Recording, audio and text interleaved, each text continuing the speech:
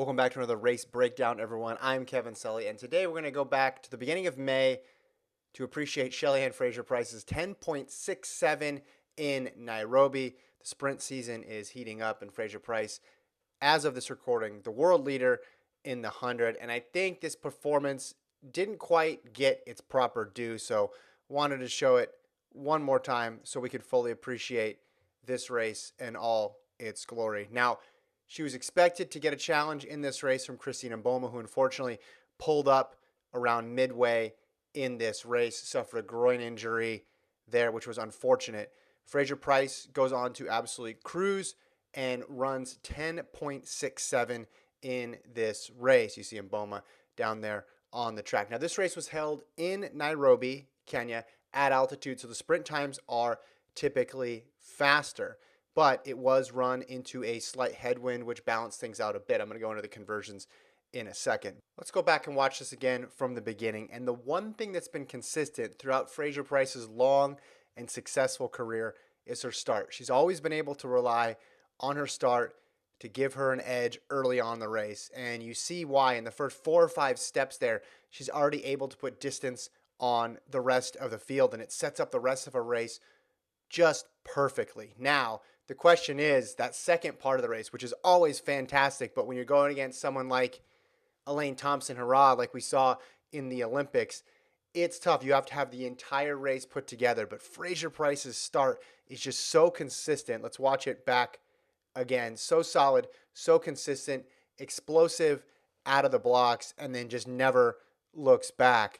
And I'm sure you could put a compilation up of all of Fraser-Pryce's starts, and they just look like copy and paste from one to the next to the next. So let's talk for a moment about the time, because we'll go here to the results. So you see minus 0.4 on the headwind, but it's at altitude, so let's factor that in as well. And we have this great calculator courtesy of Jonas Marieka at LMU. So you put in the time, 10.67, the wind speed, minus 0.4, the altitude for Nairobi, 1,794 meters, and that gets you out to a 10.70, which is still remarkably quick.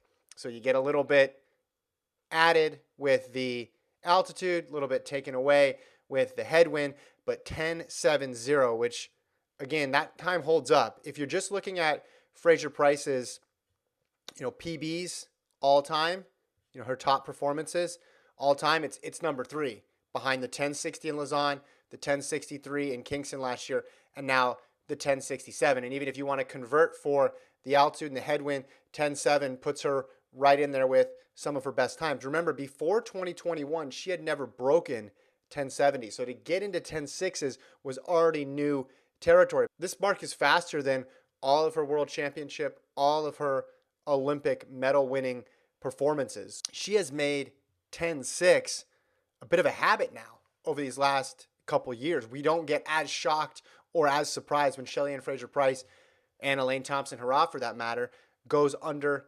10.7 seconds. And let's just think about the longevity here of Fraser-Pryce as well.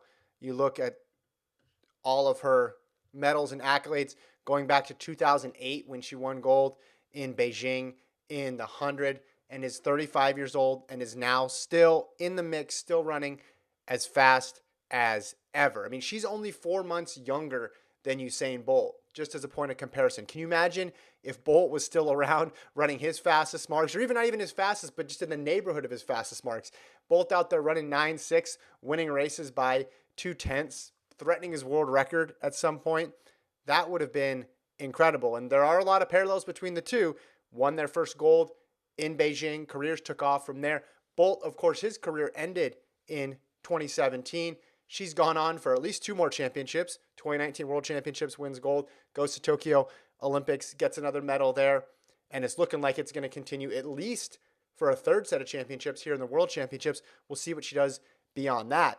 And this isn't even a critique of Bolt. It's just more marveling at Fraser-Pryce's longevity, because Bolt did 3 Olympic cycles. He made history in his own right. But what Fraser-Pryce is doing is just on another level, completely different category.